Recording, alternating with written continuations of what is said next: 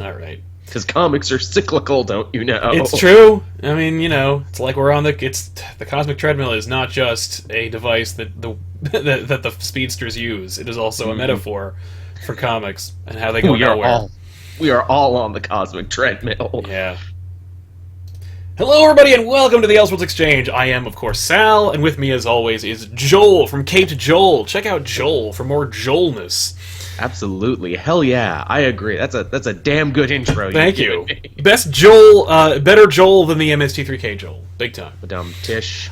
So yeah, I actually started watching a little of that. I actually started watching the new MST3K on Netflix. Man, is that like a gut punch of a show? I hate it like you wouldn't believe. I had the feeling you did from your tweets. It was real bad. It was just really disappointing. It was like Joel never saw any MST3K after he left, which is like not like that as much as it is definitely that. So thanks, Joel, you colossal douchebag. It's true. You can never go home again. I don't want him. I didn't want him home in the first place. I liked Mike. Oh, you were pro. I know that's a big thing. Like, I'm not that much into MST3K, but I know there's a big divide. There is. The Joel people and the Mike people. The funny thing is, I'll say this about the new show. We're talking about MST3K, by the way, season 11 on Netflix right now. The fact is, for us, for me anyway, I was a big Mike fan. I got into the show through the movie, I think, right. through the the Gramercy movie, and then I saw the show when it was resuscitated on the Sci-Fi Channel, which is of course like my favorite version of the show.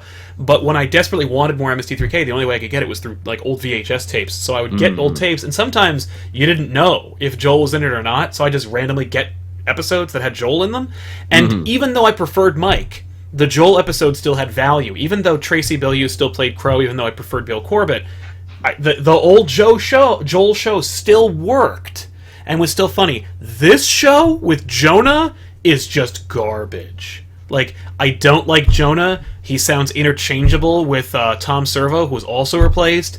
The guy who plays Crow sounds... I hear a lot that the brand of humor from the three isn't as diverse as it used to be. That they just sound like the same 20-something snarky movie guy. Well, and they have the same voice, so it's like I don't know who's talking half the time. And they also made like weird cosmetic changes to the robots. It's a really disappointing, you can never go home again type of situation where it's like, don't bring it back. I thought I wanted it back. Riff Tracks is all I need at this point. So, anyway, we're talking about Marvel today, guys. Not to put you on a weird tangent, but I felt a lot of that needed to be said. It needed to be said. Actually, friend of the show, Brad Geiger, said something like, I've been trying to like this show, and it's just so damn bad. And I'm like, yes! Thank you! But yeah, I needed to say it out loud. But anyway, today we're going to talk about Marvel. A lot of people have been arguing that Marvel is kind of like astray, lost its way a little bit, despite the fact that like there might be some, like this, as they say, the sun shines on a dog's ass some days. Sometimes, regardless of the business practices and the publishing practices of a group, some great stuff can happen. And the fact is, Marvel isn't new at making good comics. They've made some good stuff, but for me, and I think a lot of people would agree that, like, I was about to call it Rebirth, the Generations and Legacy are kind of like a step in the right direction. Definitely. But for me, it feels hollow because nothing has actually changed. So true. It feels hollow, and I worry, too, seeing what we've seen with them kind of changing around X-Men. I might have mentioned this on the weekly poll this week. I don't want them to half-ass a Legacy or a Generations for Marvel the same way they're kind of, like, half-assing the X-Men right now. That's the thing, is that, like, Marvel is in this weird position where they loved... they loved the X-Men for a while. The X-Men were their darlings. Then Fox kind of, like, made it obvious they weren't going to relinquish the rights or share them or whatever the behind-the-scenes nonsense is that nobody really truly knows, and don't let anyone tell you different. If anybody says what it is, they really don't know because they've only gotten like tweets and hearsay. But the fact is, because we don't really know what's going on back there, but we do know at least that there, as far as publicly, there is no deal between Marvel Studios and X-Men and Fox, that those powers above the one above all, so to speak, has kind of decreed that like insistence on Fox properties won't be given preference. And and they kind of let those franchises go by the wayside. Some of them have been canceled outright, and only like movers and shakers like Bendis are allowed to use them. Oh yes. So it feels weird that because there has been no change in the contract or in the issues that the One Above All has had with, and we're talking about Ike Perlmutter, who like is the president of Marvel. He because his opinion hasn't changed, because the deal hasn't changed between the two studios, there's no reason to assume that everything is copacetic, and there's no reason to assume that like a change in the winds won't cause him to show up in Marvel Studio or Marvel's like publishing offices and say, "I'm unhappy with this again," and like, even though you finally fixed the X-Men, break it again, make it take it. Like, I don't care. I just saw a solicitation that says the X-Men are going to be integral to the battle against Thanos. No, and just kind of like, what? Just not on my watch. Not on my watch, because I am grumpy about like not getting a few cents out of $1 billion check. I have lots of money, but I could be having all the money. I could have a little more. I could have a comparatively smaller amount of money if someone were to relinquish a metric ton of it. I just want another golden boat. Is that too much to ask? Yeah, right? And you really deserve one. So, my point being, because even though Marvel is cosmetically making some changes that people want to see, it feels like at any moment the rug could be taken out from under them, and there hasn't been really any shift in editorial, in the executive branch. None of the major even just line of thinking. If anything, from what we've heard when they're talking to the Diamond distributors and anything, it's almost as if their thinking has gone back or not changed at all. It's true, yeah. Like there has been no significant change. So we're not stupid, and we live in an information age where we all know who's in charge. We can see what's happening. The Jim Shooter years, when Jim Shooter used to be in charge of Marvel, we didn't know how miserable all the creators were until well after the fact. Oh yeah, and it was he ran that place with an iron fist. And apparently he was a real pain in the ass about it. Now that said, some of those books were pretty freaking great, but it was a true golden time for comics, and you know what? They all came out on time too. Shooter, as much as you might love or hate him, cracked the whip and fixed the chronic lateness problem, which is becoming a problem again in modern Marvel. It's true. But so, all right, our idea came from, actually, a bolt from the blue, if you will, speaking of Shooter-era references. But I was in bed, I think it was 2:30 in the morning, and I had just finished editing Off the Rack, and I was just lying there, and suddenly I had this, like, thought, because I was like, we did an episode of Elseworlds Exchange where we talked about like kind of like what would we do if we were put in charge of DC, which was very off the cuff and very fan casty and very fun too. It was very fun, yeah. I had a whole list of titles I wanted to see, so I thought it'd be only fair. So the idea being, I thought like, how if let's say like magic happened and I was put in charge of Marvel, how would I address the publishing problem? How would I address... You made a blood sacrifice to the right dark god, and now you have been given this power. And it really had to be, like, it has to be prefaced with that, because it had, like, I don't want anyone to misconstrue, like, that I think that I'm going to be put into Marvel in some way, or that I think that by making a podcast about it, Marvel's going to take my idea and change it. It's literally just fantasy, and it's just kind of fantasy baseball, but with comics. It's fantasy baseball with comics. It's almost like, it's D&D, but, but there's Let's roll for this. Let me grab my dice out of my I've got weighted dice, because everything that is happening is just stuff that I made up myself. So I had this like concept, and it hasn't been field tested, it hasn't been put through a simulation, but we're going to put it through the simulation in as much as we're going to talk about it. And so I thought, like, let's address, how can we fix Marvel? What could we do if I were put in charge of Marvel? And the second thing that I had to do was hire Joel to come up with all the titles. In an act of pure looking out for your friends. Hey Joel, you want a job? Exactly. At 2 a.m, to which I'm like, yeah, I'm still awake, still working on videos. I am all for this idea. It would literally have been a situation where like a genie is like, you can fix Marvel, but you have 24 hours. And it's like, oh shit, okay, I need somebody who in 12 hours will give me a pitch for 16 comics. It's funny, you wrote me, and I'm like, that's a great idea. I'll get to work on that tomorrow.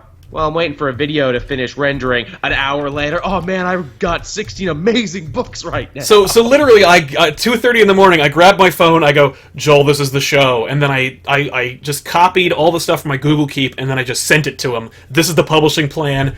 You're in charge of the creative. And Nice. and leave me like 1 or 2 titles because I might want to come up with something on my own. So he's like, okay, so here it goes. This is if we were in charge. The question is that we're asking is, can we fix Marvel Comics? And the title of the episode is, let's fix Marvel Comics. Let's fix it. What can we do? Let's call it the Elseworld Initiative. Let's call it that. The Elseworld brand. You put a little EE in the corner. Yeah. So, okay. My concept is not too dissimilar from the Rebirth approach, in as much as there needs to be a singular vision with like-minded people at the top levels. And I'm not talking about like Ike Perlmutter. Let's pretend that either he's not there anymore or he was visited by 3 ghosts In the night. and he just lightened up. But the fact is, he doesn't really control creative as much as he says, like, except for the parts where he's just like, don't do this, do this. But he doesn't go like, hey, what about a book about this? He's not the big idea guy. He's the money man. Right. So, but everything else we can have some kind of changeover. So the idea is like, how about we get a singular vision, some one perspective in there, and I guess it's kind of just me. But I'm not so arrogant as to assume that I know what I'm doing or I have the best ideas. And the best thing that a person who's put in charge can do is surround themselves with smarter and more creative people than themselves. And that's why I talked to Tiffany, and that's why I talked to Joel. So what we're gonna do is, my idea is, we're gonna, to start, for the first year of Marvel Comics, we're gonna break Marvel into 4 pieces, 4 arms of Marvel. And what I basically did was, and 4 was an arbitrary number. Originally it was 3, and then I thought, oh shit, I actually need a 4th. And they just coincidentally happened. Yeah, they actually coincidentally became alliterative. So, we're breaking Marvel into 4 chunks. The Marvel publishing arm, by the way, has nothing to do with cartoons, movies, internet stuff. We're just doing the books. If I just gotten put in charge of Marvel Comics publishing house, what are we gonna do?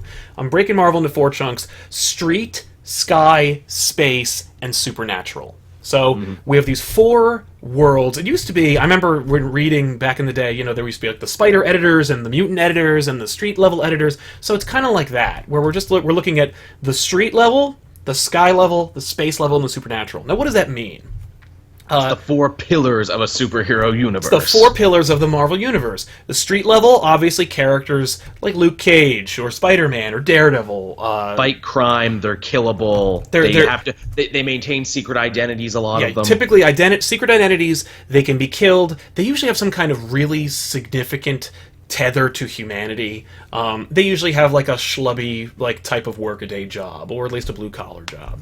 They work in the dirt of the Marvel Universe. So, and each of these arms, or these realms, as I called them, have some supervising editor in charge of them, and their job is not necessarily to come up with the ideas, but to wrangle the ideas and focus them towards a common goal. Creative godfathers, if you will. Precisely. Which is why some of these names might sound familiar, and why it might concern you, but don't forget that their job isn't to come up with the ideas. Their job is to wrangle and to help maintain focus. By the way, each realm of this publishing arm, Street, Sky, Space, and the Supernatural, have 4 books under their titles. So, Marvel publishes, let's say, 46 titles right now. We're dropping it to 16 titles a year. That's 16 solid number. 16 monthly books with 4 kind of larger ideological concepts of the Marvel Universe. So right now we're reducing the amount of books we're doing, but we're also going to be focusing them into their kind of spheres of influence. And I'm sure there can be crossover and interchangeability. Obviously, continuity and the shared universe is a big factor in Marvel. It's something I do not want to lose. Definitely. So, with Street, I put Bendis in charge of Street. Why did I put Bendis in charge of Street, even though Bendis ruined the Guardians of the Galaxy for a lot of people? Because Bendis is a big idea guy, because Bendis is a long-standing creative, and the dude cares about story and he gets character. He knows crime. He knows neo-noir. He wrote some of the best years of Daredevil. He wrote stellar Jessica Jones. He knows the players. He knows the field. Exactly. I don't think he can fuck it up too hard. Exactly. I'm not putting him in charge of space, obviously. Dude doesn't care about space, but he gets the gritty, street-level New Yorker, or Washington, D.C., or, San Antonio. He gets heroes' home lives. That's another thing. That's the other thing. Gets. He focuses on the smaller picture characters. So Bendis is in charge of street. Sky's an interesting factor because it's like, what does that mean necessarily? We debated this. I had to write you. I'm like, okay, what does Sky entail? Because to me, I'm like, is that anyone who can fly? Because there's a lot of people who can fly. No, Sky is the superheroes who stand for a more ideological idea. These are characters public figures. The public figures, the Avengers type characters. We're talking about Captain America, Thor, Iron Man. Well, coincidentally, 2/3 of them can fly. We're also talking about characters that usually the street level or the regular guy sees, either or aspires to be. These are literally to be looked up to, celebrity enough that people can say, "Hey, look up in the sky! It's Iron Man! It's exactly. the Hulk, it's whoever." It's whoever. And the best part about these realms, by the way, is that just because you immediately associate, let's say, Spider-Man with street, right, doesn't mean that next year he wouldn't be Sky. Because maybe after your year-long story, Spider-Man winds up becoming something greater, or he winds up being thrust into this more public role, and then the editor of Sky gets to control the Spider books. So it's kind of like developmental in sports. You do really well down here, then next year we'll move you up to a higher echelon. And exactly. Or if the creator themselves wants to go in that direction, they're like, I have a good Sky pitch for Spider-Man. That kind of concept. Who am I putting in charge of Sky? The only guy who knows Marvel's legacy and knows those characters in and out and can tell you a story that'll make you cry but also make you believe, and that's Kurt Busiek. Love it. What has he been up to recently? Right? I don't know. Not a lot. He's such an untapped resource. Why isn't he doing something for someone? I completely agree. And there's that. The thing is, a lot of people could have been in charge of Sky, but I think Kurt Busiek, the dude who wrote Earth X and the dude who wrote Avengers Forever, gets it and knows what he's doing. And again, head on his shoulders, the dude can just. And yep, as somebody heard the crack Coke's here. But Kurt Busiek is the kind of guy who's like, ooh, you know who wouldn't do that? Thor. You can't do that. Or like, ooh, I would recommend you do this. Or have you considered that idea? Boom. So Busiek's in charge of Sky. Next arm is space. Space speaks for itself. Guardians of the Galaxy kind of thing. The Shi'ar, Brood, that kind of thing. Whatever I just said space and I just let Joel run with it.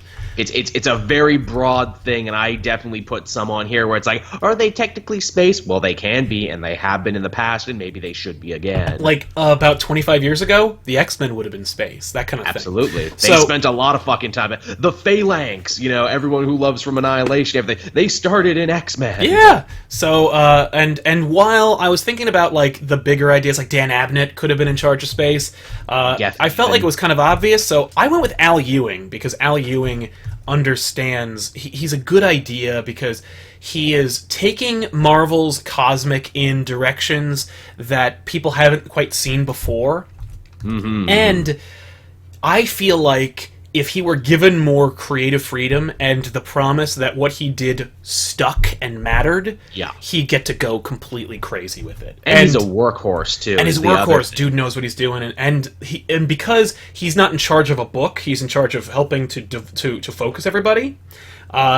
He'd get to play with bigger ideas without having to worry about like, oh shit, and I gotta get a script done.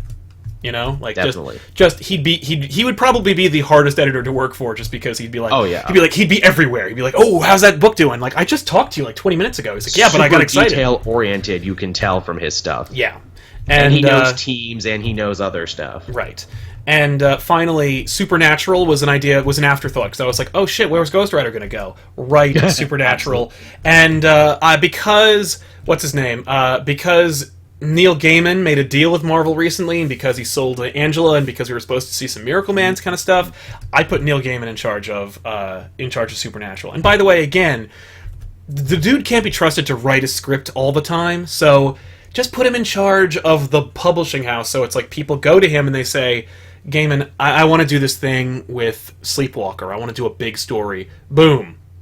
Neil Gaiman just gives him the idea, gives him the thought. He let me think about it for a day or two, and then I'll get back to you. That kind of thing. So, boom. Another guy who knows story, knows character, knows how all the pieces fit together. Exactly. They're all direct. They're all focused creatives who can go in a singular direction and who have earned our trust and our confidence. That too. They're also very noteworthy. Sorry, they also have integrity, and they care about what they're doing. So they'll fight for things, they'll argue, they'll push, and they'll kind of be right about Which is what you want in a creative Godfathers. Yeah. Now, like I said, boom. So you got these 4 pillars of the Marvel Universe: Street, Sky, Space, Supernatural, and each one of those has 4 titles. So you got 16 titles in total that we're going to be publishing on a month-to-month basis. We don't have 16 characters, and some of those groups have to be team books. What about those characters that are guaranteed sales, but we don't have a place for them in the publishing line?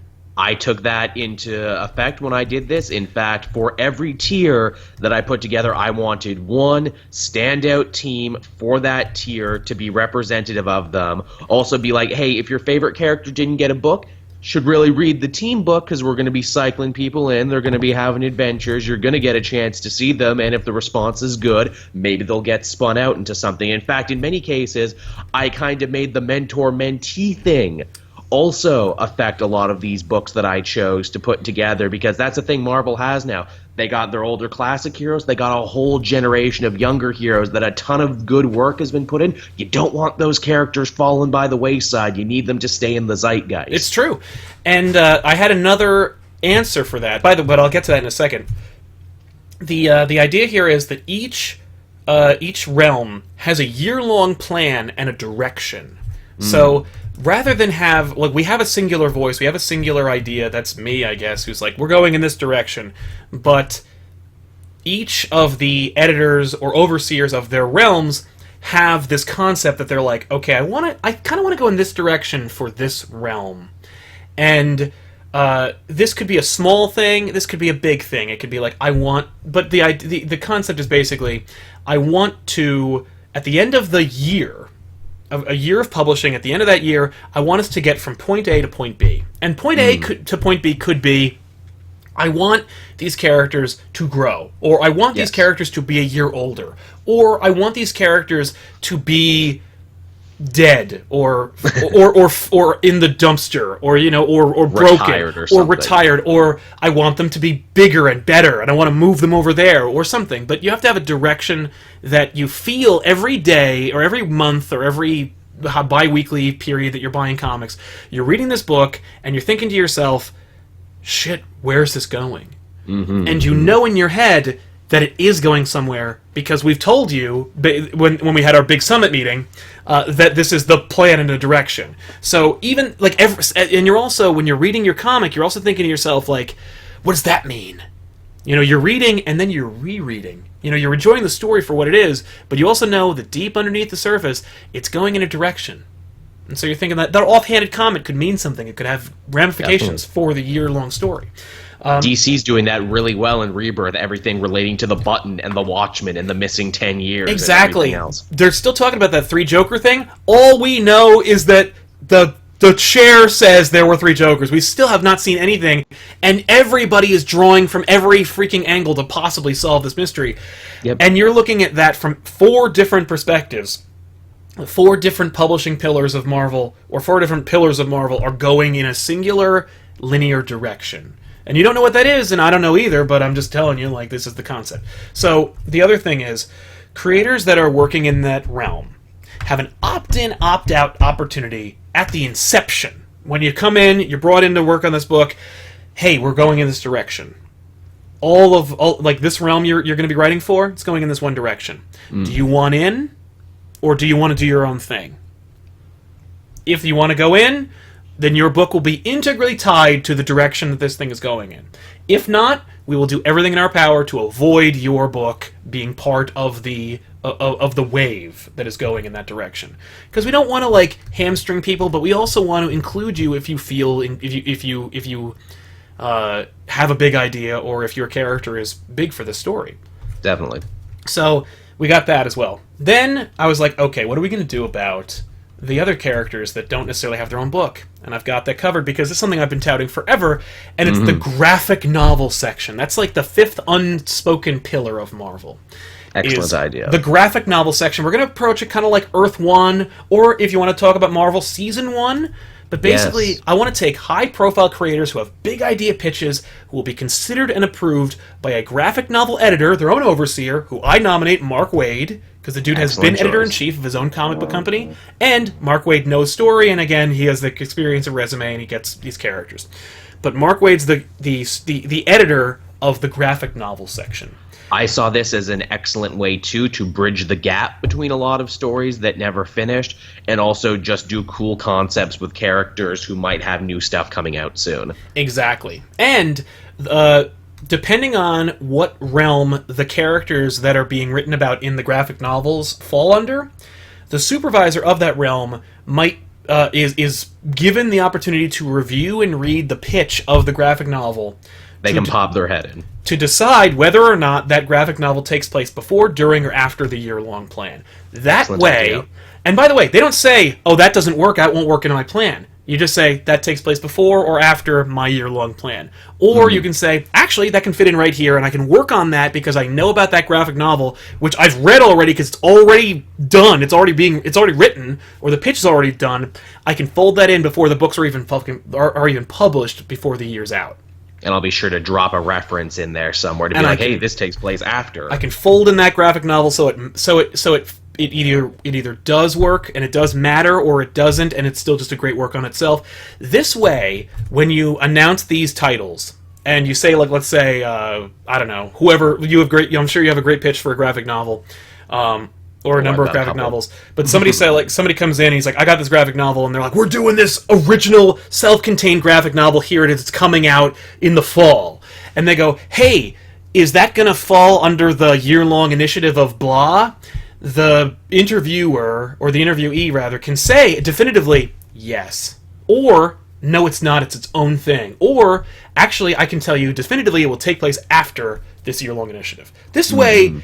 You can answer that question, because here's the thing that Marvel can't do. They love to have their cake and eat it too, in as much as they sure do. They have their continuity and they have their shared universe, but there are so many conflicting issues because they publish so many freaking books and because they don't have anybody paying attention or caring about it, that you have it already established. Look at Thanos right now. Oh my god, like, when does this take place? Who's it, like, what is happening? Thanos has been in like 5 different places in 5 different books when he really shouldn't be. Exactly. So, but you have the ability to say definitively, yes, this is when it happens, this is when it takes place, this is where this does affect the year-long initiative. Even though they don't necessarily have any control over what's happening in the graphic novel, they at least have the ability to say it matters or it's part of the initiative. So that the graphic novels themselves, maybe they'll sell, because because collectors who we've already got, that's the thing, is that you're publishing books for the wrong market. You're trying to publish books for creators or collectors. Collectors are buying books whether they're good, bad, or matter. They're buying them because they're completists or because they're collectors. In this matter, you're appealing to collectors by saying it does take place within this one continuity, but you're also appealing to the person who just likes stories and just wants to do that. So, True. Boom, you're just so your graphic novels are a separate entity, but they don't have to be. So. They're basically 5 pillars of the Marvel publishing line, and that's the idea. And by the way, characters that are not included in the current monthly schedule will be given preferential treatment in the graphic novel section. Yes, that's a good idea. So it's like because when I was building my Avengers team, I wanted a wild card for it, but I'm like, oh, well, maybe this guy, maybe this guy. Well, okay, anyone who I don't give it to gets a graphic novel then. Exactly, because the thing is, like, we got a Spider-Man book, it's coming out monthly. We're not going to flood the market with Spider-Man books. We're not going to flood the market with Wolverine books. But if, like, let's say Iron Man gets left out of the shuffle, right? Even though we should be publishing an Iron Man book, he didn't make it into the publishing line. And because we're only selling 16 books a month instead of 40 freaking 6, we will sell all 16 books. That's the thing. People might actually want to read these. People might actually be able to afford to buy all of these. And if there's some people who are like, I will not because Iron Man is not in it, guess what? wait 3 months, there's a graphic novel coming out, and it'll cost the same amount as 4 issues, because that's how much graphic novels cost. Graphic novels are like $25 and when you drop the price line down to $2.99, $3.99 an issue, that's not bad. And you're still making your money. So anyway, that's the concept, that's the conceit, that's where we're coming from with our publishing line. Now I've counted on Joel to come up with something, and I actually asked Tiffany to come up with something as well, and she's got a Supernatural pitch, which we'll fold in when we get to Supernatural. So Joel, I can't wait to hear it. I talked for the last 31 minutes. Now it's your turn. Let's hear what's going to come out under, and we got to come up with a publishing name for this, by the way. But I have no you know what I mean, like Marvel Pillars, something like that. I don't know, but we'll come up with something. Pillars is nice. I mean, you could also do what DC Rebirth is kind of doing. You could go back and borrow old names, like what's stopping us from calling Street the Marvel Knights imprint? Oh yeah, absolutely. That's fine with me. I mean, I guess the publishing initiative, this plan, I'll call it Marvel Foundation. There you go. And we'll go from there. Just to be really douchey, we should put our own names in there. The Marvel Elseworld Initiative. It's like, but Elseworlds is really confusing if you put that in there. Yeah, it's too DC. but yeah. Deep a cut. So let's hear it. What realm are we going to start in first? Well, I mean, let's start from the bottom to the top. You know, let's start from the bottom, then we'll be here. All right. As Drake, a famous Canadian, once said. But, yeah, so starting with Street, obviously when you asked me to put together a Street initiative, I could not think of any other hero to start with than the Punisher, of course. Oh, okay. Well, the Punisher, here's my thing for the Punisher. We have him, but we're bringing him back home to New York from this. The Punisher hasn't actually been in New York for a couple years now. He was in L.A., what's his name? He doesn't work in comics anymore. Was writing him. yeah, I don't remember who you're talking about, but what the fuck was his name? He was the guy. He wrote Red Wolf for a bit as well too. Oh yeah. There was a big scandal around him, but no one would actually say anything. Then he stopped writing comics, so I guess the scandal might have been true. I don't know. Was that Nathan Edmondson? Yes, that's the one. All right. Well, there you go. Becky Cloonan is writing The Punisher right now, and it's good. I enjoy it. Yeah. But again, he's not in New York. He's not in his element. He's kind of all over the world right now. Bring him back home. Bring him back to New York is what my marching order would be for that. And for a creative team, give it to 2 old hands who know Hard Boiled, who also were very instrumental in the original Marvel Knights and in the resurrection of Marvel the last time they hit a slump. Give it to Jimmy Palmiotti and Justin Gray. Okay. Now, is Palmiotti drawing it, or is he just writing? He would be writing. Gray would be helping. I was gonna say Amanda Conner can draw. Wouldn't that be weird? An Amanda Conner drawn Punisher book. If you've ever read the Pro, you'll see. I have read. It looks. I mean, like that's the kind of universe that I'm imagining, and it looks pretty solid. I would read the shit out of a Punisher drawn by Amanda Conner.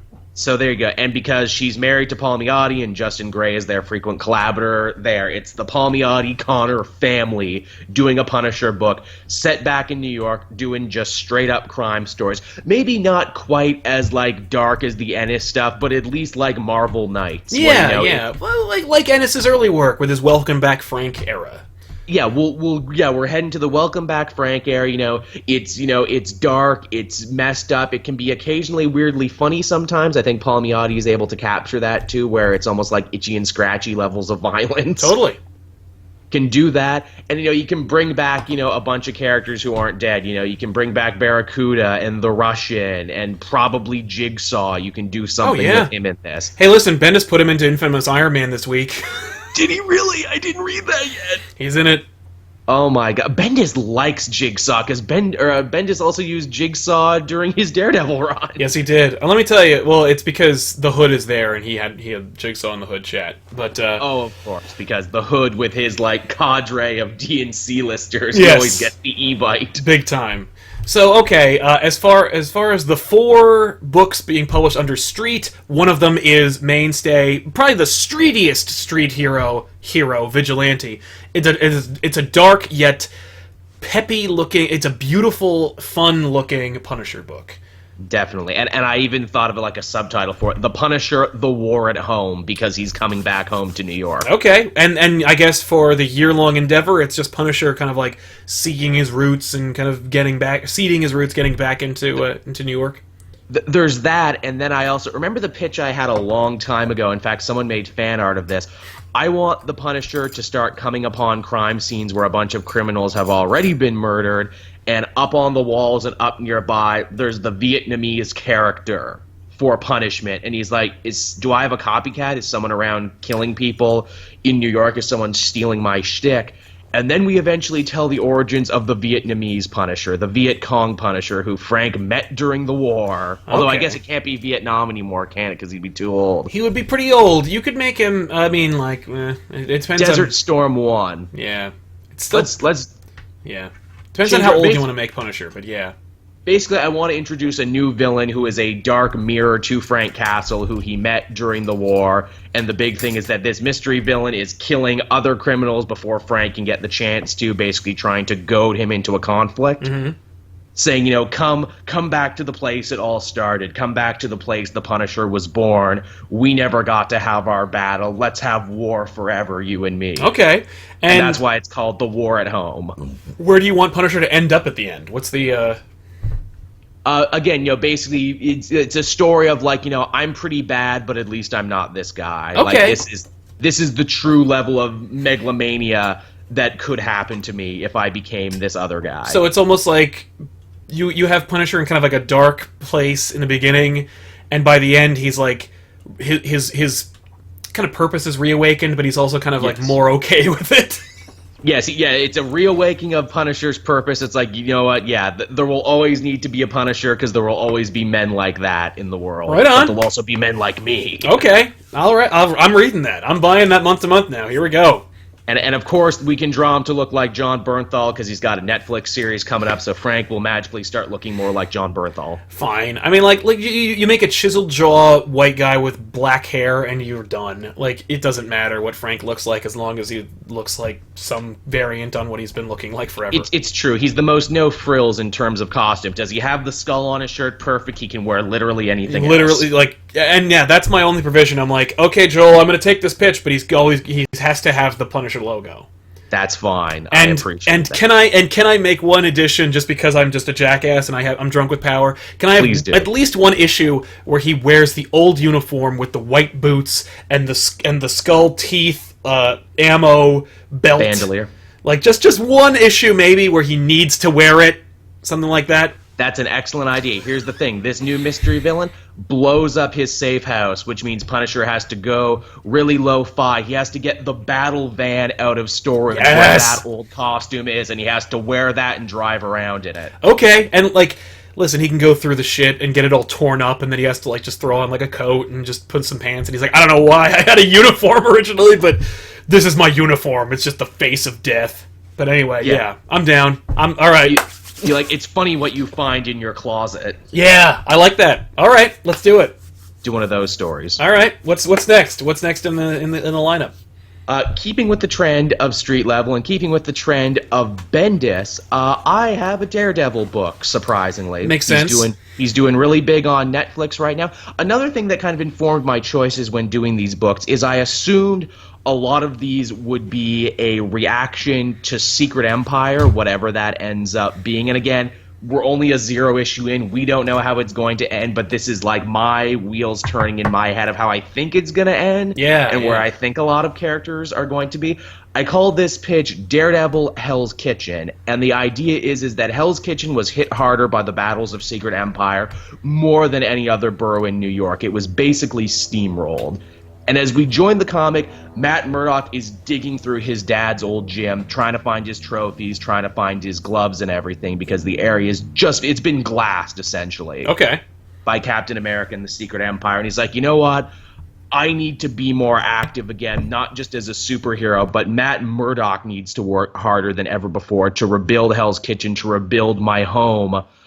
Maybe I don't want to be a lawyer for a year, maybe I want to actually get involved in local politics, because most successful politicians started as lawyers anyway. But basically, I'm doing a thing on one of my favorite Judd Winnick runs with Green Arrow when he became mayor of Star City. I kind of want to see Matt Murdock become mayor of Hell's Kitchen for maybe like a year to balance that and being a superhero and trying to help out again. And here's the other thing. He starts crusading because obviously Hell's Kitchen needs to be rebuilt, right? Which brings in construction and Teamsters and the Mafia again, and guys like Tombstone and the Kingpin, and all these other guys are just salivating at the idea of all these no-show jobs and everything else that they can get going in Hell's Kitchen. But Matt's like, no, we will rebuild this place better than it ever was before, and I will fight you tooth and nail to make sure it goes that way. And he fights like, supervillains on the street, and he fights political corruption in the office too. I like that. Now here's the question: at the end of the year, does he become mayor, or does he go, fuck being mayor, this is stupid, I need to punch criminals in the face, not, like, it doesn't work?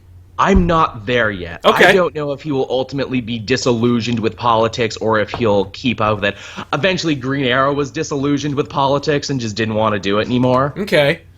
I wonder if Matt would be the same, or if Matt would kind of stick with it longer than GA did. Okay. Well, that's enough of an idea that I say that is passed. That is a member of the street. You got 50% of the street done. What's next? Okay, so again, keeping with the kind of Netflixy thing of it, because I mean that's basically what Netflix Marvel is. It's Marvel street level. I kind of fused two ideas on this one. At first, I wanted to do a Power Man and Iron Fist book because I love those characters to death. The only problem is they had a book and it was canceled, and now they're going to have a Luke Cage book and an Iron Fist book that will also probably be canceled. No doubt. I thought, well, let me go Defenders. But then I'm like, no, because we already have Daredevil on his own. He doesn't need to be on his own and have a team at the same time, especially if he's doing all this other stuff. So my pitch for the team side of the Street universe is a brand new book I'm calling Defenders for Hire. Okay. Luke Cage and Danny Rand getting the band back together for the Heroes for Hire. So you got Misty Knight, Colleen Wing, Jessica Jones, maybe even Elektra will stop by for a little bit, White Tiger. And their deal is that, after the Secret Empire decimated everything else, people need more help now than ever. People are eating each other in the streets, and so they need to call someone, and they're just having good old-fashioned A-team adventures. This will be a little lighter than the other two, because, Danny's funny, you got funny characters in there. You got Luke Cage and Jessica Jones still trying to raise their kid through all of this. Okay. So you kind of have, like, the family side of it, too, and I think Bendis would do really well if he had a hand in that. Yeah, I think so. Now, okay, so it's Defenders, Heroes for Hire.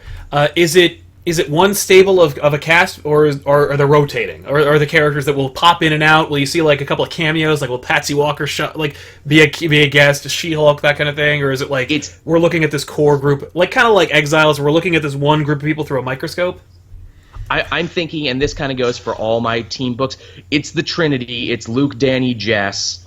Okay. And, well, probably Misty, too. So maybe the core four, and then we'll have people subbing in and out. And maybe, like, Patsy Walker needs help on a case, so she reaches out to them. Yeah. And they come and help her out. And then next week it's someone else who needs a hand. I was thinking, too, the big thing they need to fight against is on top of everything that's wrong in New York, people in the city, in, like, these low-income areas, have started developing Iron Fist powers out of nowhere. Oh, okay. People are starting to weaponize their chi, and this gives Danny a thing of being like, oh, fuck, I guess I gotta call up Kunlun and see what the hell's going on here. Why is someone giving these people powers? Nice, and that's like, that could be your mystery? Like, that could be your year-long mystery? Like, who is giving the power of the Iron Fist, that kind of thing?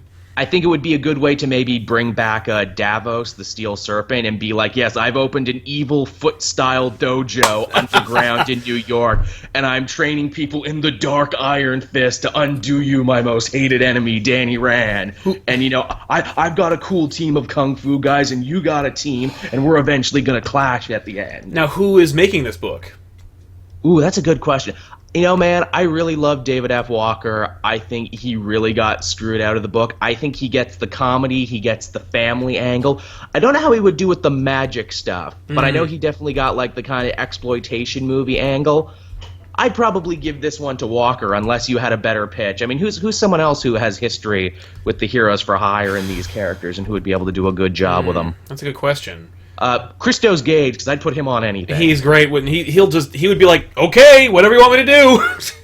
Well, actually, no, that's even better, because Christos Gage worked on the Daredevil Netflix show. Okay. Him and his wife. So That's put right, them that's both right. on that book. Now, is Samney drawing this, or are we getting somebody else? I mean, you could get him if you wanted to. He would be fun. Who's actually drawing that new Defenders book? Because that one actually looks pretty good. I assume it's Alonzo, or not Alonzo, Maleev. Let me take a look. Because he's really good. It is... I don't know. It doesn't look like it's Maleev. It's somebody else. It's Bendis who's going to be writing it. Now, who's the artist? David Marquez. Hell yes. Oh, yeah, put Marquez on that. Because, again, if you look at the solicitations for that Defenders book, don't it look pretty? Yes. Oh, no. And Punisher's going to do a little cameo in that book, which I'm really excited about. But, yeah, okay, David Marquez and Christos Gage writing it. All right, I'll take that. Excellent.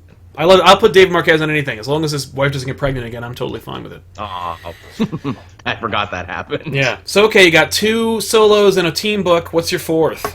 Okay, I think everyone knew this had to be the 4th one. Spider-Man. Spider-Man, back to the streets. Yes, back to the... That's literally what I wrote. Oh, really? Back to the streets? I literally wrote Spider-Man equals back to the streets. Yay! I literally wrote that. Nice. God damn it, Sal. We've been working together too long. True. You're finishing my thought. Now, what is your pitch for Spider-Man? What are you going to fix him? So, Spider-Man lost everything at the end of Secret Empire. They're basically building up to this anyway. Yeah. He lost everything. He lost his company. He's at the lowest he's been in a very long time. He's had to move back in with Aunt May. So step 1 in that is I got to move out of my aunt's house. I'm goddamn 30 years old. I had a company last week, Aunt May. Yeah. And she's like, oh, just eat your wheat cake, son. Okay. And he's like, I got to get my shit back together. But I kind of Rocky Balboa this one, where he's like, because he's moved back into the old neighborhood, essentially, he's getting very nostalgic, and he walks by Empire University, and he walks by the bridge where Gwen Stacy was killed. Naturally. And he goes to, like, revisits all these major important, like, touchstones in his life, and he meets new people there. Like, you know, he meets Silk, and he's like, oh, hey, Silk, how's the spider thing going? You know, yeah, you know, it's been pretty rough on me. Hey, can I borrow $5 for the bus? I'm kind of broke. And she's like, yeah, okay, sure, you can borrow $5. And then, you know, he runs into Spider-Man 2099. It's like, oh, hey, man, you're still hanging out in this time period. That's pretty awesome. And it's a way of, like, working in the Spider characters while also making it a Spider book. And eventually it all ends, too, with him, the first arc, at least, with coming face-to-face with Miles Morales. Mm-hmm. And Pete apologizes to Miles, like, I'm sorry I was so sucked up in my own bullshit. I couldn't be a good big brother. I couldn't be a good mentor to you. If you want, I want to try and teach you at this hero thing. I want to give you all the guidance I never had when I was starting out. And that's like a touchstone thing of it, Peter being a big brother to Miles. Another thing, Pete's going to need a job, right? Because Pete has always been defined by the job he had, either, you know, working for that Google stand-in, being a photographer, being a teacher for a little bit. Yeah. Here's my pitch for him. Okay. Robbie comes to him and says, hey, I'm going to be retiring from the Bugle very soon. How would you like essentially the job I had when I started? How about instead of taking Spider-Man pictures now, you're buying Spider-Man pictures from other people, and you're going to help run the Bugle and take it into the next generation, this printless generation. Okay, so like Robbie's grooming Peter the way that Peter's grooming Miles. Exactly. It's a dual fathership thing going on, and it's an excuse for him to kind of come back to the Bugle and everything. I also kicked around the idea maybe Betty runs the Bugle now, and she hired Peter for Robbie's old job and says, look, I mean, we did this forever. We started at the same time. Yeah. So, I mean, want to come back, you clearly need the money. Okay, because, yeah, Jameson's not working for the Bugle anymore, is he? No, he's working for the Fact Channel. I almost thought of putting him at the Fact Channel because Silk works at the Fact Channel, but then I'm like, Fact Channel is like a Fox News stand, and I don't think Peter would be cool with that for too long. Yeah. But I love that. Peter working at the Bugle, kind of like running, or at least being an editor at the Bugle. Okay. Yeah. I'm down. Going back to his old job, making money again, revisiting all these Spider characters. And, of course, you'd work in a thing, all the old villains come back, because don't they always? Ooh, have a new guy calling himself Master Planner. Okay. And Peter's like, fuck, the last time there was a master planner, I almost got drowned and crushed under a big piece of machinery. Yeah. Gotta get to the bottom of this, some asshole calling himself master planner. And he'll hunt down new Octavius in his young body, and Octavius like, no, it's not me. I haven't been the master planner in forever. Yeah. I'm not since Ends of the Earth, I guess. Yeah, I'm complicated now. If you find this plagiarist, punch him in the face for me. From wherever Otto is. Yeah, I don't even know where Otto's going to be at the end of Secret Empire, because he's working for Cap, but it's clear he has no love for Hydra. Oh, yeah, no. Even though he's wearing their uniform. But it's a sick suit, though. It's true. Okay, who's making Spider-Man? Who's the creative team on that one? You know, they're already getting Zdarsky for the new Peter Parker Spider-Man. Yeah, Spectacular. Here's the thing. I just finished his Star-Lord book, and it's fucking hilarious. Zdarsky gets humor and drama, so I think you're right. I would stick. Just keep him. That's so hard to find a writer who's good and funny and can make you laugh in a comic, because funny comics are really hard to come by, because like hearing a joke and reading a joke on the page are two totally different things. It's very true. So yeah, I think Zdarsky would clean up on this one. I agree. Any artists that you want to see, or should we just... who's a good artist? I mean, I'd keep maybe Imminent on there. He's great. He is also nice. You know, Sarah Pacelli's great. If Kemen Coley can draw Spider-Man like he drew Batman in that one... He does... I will not allow you to have Kemen Coley, I'm sorry. Joel, we're gonna fight on this one. I do not like Kemen Coley. I will not give him work. I veto him, sir. Yes, that's fine, yeah. Yeah, no, I've seen the Spider-Man. It's not great. His faces are weird. But, no, they are weird. But that Batman looked so good, though. Oh, his Batman's great because he didn't get tired on it. He's like, yeah, Batman, woo, like yeah. It's new and different. But okay, all right. So there's your pillars of Street. Let's zip through the rest of them. What do you got for Sky? Okay, for Sky, of course, you know, I started with a team one on this one and worked out from there. You gotta have the Avengers, right? And again, just like Spider-Man is just called Spider-Man, the Avengers is just called the Avengers. It's the one damn team book for them. You don't gotta read 5 other ones. No. This is the one you gotta see. Yeah. Okay, who's on the Avengers? Okay, keeping with my theme of core members and then, you know, kind of cycling in others later, Sam Wilson will be leading this incarnation of the Avengers. Again, Fallout of Secret Empire. Don't worry, I have something for Steve later, actually. Okay, cool. He's leading the team. He's leading them like he does in Monsters Unleashed. You know, here's the thing, because after they found out that Steve was actually evil and Sam, you know, saved everyone, as he probably will in Secret Empire, everyone loves him now. Yeah, okay. Everyone loves him. No one's mentioning his race anymore. You don't have a bunch of evil, thinly veiled Bill O'Reillys trying to take him down and give back the shield. Oh, so we've moved. We're just telling superhero comics. We're not trying to like talk about how like Sam Wilson would never be given a fair shake in the real world. We're just like at least in the Avengers we are. The idea we're going to be running with in this is like, geez, thanks Sam. I didn't like you at first, but then you saved us from literal Nazis, so I guess you're okay now. Yeah. Okay, cool. You saved us from a literal fascist takeover by supervillains, so I guess you're all right now. It's that bit from Simpsons where it's like, you know, wow, you know, you respect me now, and all it took was me saving your life. I guess if every black man could just save your life, we'd be set, huh? That's right. That's what we're going. Joining him, of course, you have a Cap, you need a Thor. It's going to be Jane Foster on this one. I don't know how we're going to work out the Hammer situation, but she's going to be on the team. I really liked these two together. Wade was kind of doing a thing where it's like, well, hey, maybe there's a little romance happening between these two, because, you know, you got to have a little romance on your Avengers team, right? You got to make that one work. So obviously they're going to be there together. They're going to be like the den mother and father of the team. Okay, cool. Is what they're going to be. Under them, it's kind of a shakeup. Those are definitely the two I wanted. Like those can't leave. Those are the two I want. Right. I figure put Scott Lang Ant-Man on there. He can be the comedy relief. He'll have a new movie coming out soon. Yeah, why not? All right, we'll give Scott another shot. Poor guy. He ain't been an Avenger in a bit, so why not? And again, they're like, hey man, it's kind of a rebuilding period for the Avengers right now. You, like, no one's mad at you yet, and we know you weren't involved in any of the Secret Empire stuff, so you're on, Scott. I can imagine him just like Scott Lang. I think Scott Lang, the last time he was an Avenger was when he died. So yes. Yeah. that could be the joke. He's super paranoid. He's always looking over his shoulder. Yeah. And plus, with him there, you get to hang out with his family and his daughter as well, so she gets to be involved in stories sometimes. Is she Stature? Was she Stature again? Because she was Stinger when she got her powers back at the end of that other series. Well, she's either Stature again or she's still Stinger. Is she on the team, or is she just kind of living there? She's a reserve member. She lives there. When she visits her dad, because obviously Scott Lang's a loser and he doesn't have a house, he just lives at the new Avengers Mansion. They work out of Avengers Mansion. Yay, okay, cool.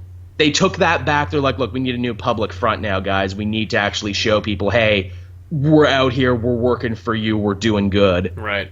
Okay, cool. So we're bringing the mansion back. The rest is a shakeup, but here's some potential ideas I had for possible members. She-Hulk, you need muscle on the team. Yep. I didn't put Banner on it because I also have a pitch for Banner later. Okay, cool. So she's on the team. Namor, possibly? Okay. Namor, is Namor dead or alive? I can never He's keep alive. it straight. Okay. He could be like the Hulk replacement. He was A, on the Defenders with the Hulk. B, has like a crazy amount of strength. C, he's he's kind of a rage-filled guy himself. He's your wild card, yeah. He's a wild card, and the guy and he thinks with his dick, and he's really hard to manage. So I can imagine him being kind of fun. Plus, you get to keep the Fantastic Four characters alive.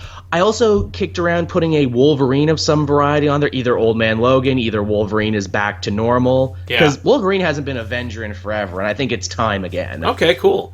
Or maybe Laura, or do you have a Laura plan for her? Well, that was the thing, too. I'm like, well, is there too many young people on this team? Do I want to kind of, spread them out? Yeah, Laura could be on it. Why not say, hey, we need a Wolverine, and none of the other ones are taking our calls?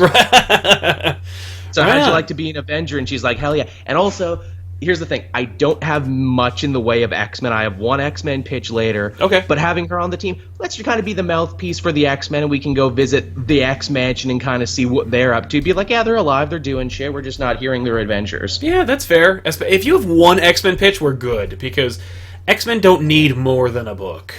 Yeah, and that's what they're going to get. So let's hear it. All right, who's making this? Do you have a plan? Do you have a creative team, or should we just... Ooh, that's rough. Man, because Avengers has been in such a weird place. I mean, I know Duggan's going to be writing Guardians. How about Duggan? Duggan got really good with Uncanny by the end. Okay. Did he write Uncanny Avengers? He did. Well, there was 5 different. Yeah, because I remember the beginning. I think that was Remender who wrote the first part, which he did. I hated. I think he's really been hitting his stride recently in Avengers stories. Mm-hmm. I think he would be a good pull for this one, honestly. Okay, cool. I would give this one to Duggan. I think he's a workhorse and be like, hey, you're writing the Avengers, not a Avengers. You're writing the Avengers. And there's only one Avengers book, so This is it. All right, cool. Where do you want the Avengers to end up at the end of the year? That's a good question. I want them to win back the faith of the people in the world, because obviously the big thing in Secret Empire is that, the only reason evil Captain America was able to do all this is because they lost the faith in the superhero community because they're constantly fighting. I want this to be the end of fighting. I want Sam to break bread with all these other heroes and bring past Avengers back into the fold. Yeah. All right, cool. I'm down. All right. I mean, we got to have an Avengers book, and I think I would love to give that a shot. So, all right. What else we got? Okay, so I said I'd have a thing for Steve. Yeah. This is my Steve pitch. Once again, I'm taking a lot of reference from DC Rebirth and how their naming conventions. My Captain America pitch is Captain America and the Agents of S.H.I.E.L.D. Okay, yeah. I think I remember I feel like we talked about this. That sounds good, though. Captain America and Agents of S.H.I.E.L.D. Okay. This is Steve post-Secret Empire. His brain has been put back in his head. He's all right now. Yeah. And he is basically going on a worldwide apology tour. I'm sorry. I'm so sorry. Please let me win back your faith in me. And, really him just kind of dealing with all these new memories that have been stuck in his head now. Because that's the thing about Kobik, as we found out. Once she changes your history, even when you get changed back, those memories don't go away. Right. So those will be a part of you forever, and so we'll actually be seeing a haunted Captain America. Okay, a haunted Captain America. This reminds me of an old Marvel pitch that I used to have, and we might come back to it in a little bit if we have no plan. So keep going. Okay, who's making it? Well, here's the thing. I got to talk about the Agents of S.H.I.E.L.D. Yeah, right. Too. S.H.I.E.L.D. has been decimated as well after the whole Secret Empire thing. Yeah. And Cap's like, look, I was leader. I'm stepping down. Nick Fury Jr., or maybe Coulson. Coulson be fun. Coulson is now the new head of S.H.I.E.L.D. Okay. And that's the only reason he's keeping me around. No one else wanted to touch me. Nice. So we're going to be going around. This is going to be the international book. It's going to mostly be about Captain America, but watching his back and also watching him in case anything should go wrong is Black Widow, Hawkeye, Bucky, Daisy, because she's on TV. Okay. Quake. Why not? Get her in there. And May and everyone else, it will be going there too. And it's like, look, we want to rebuild S.H.I.E.L.D. better than it was before is the thing. We want to actually like get rid of all this evil Maria Hill shit. But here's the twist though.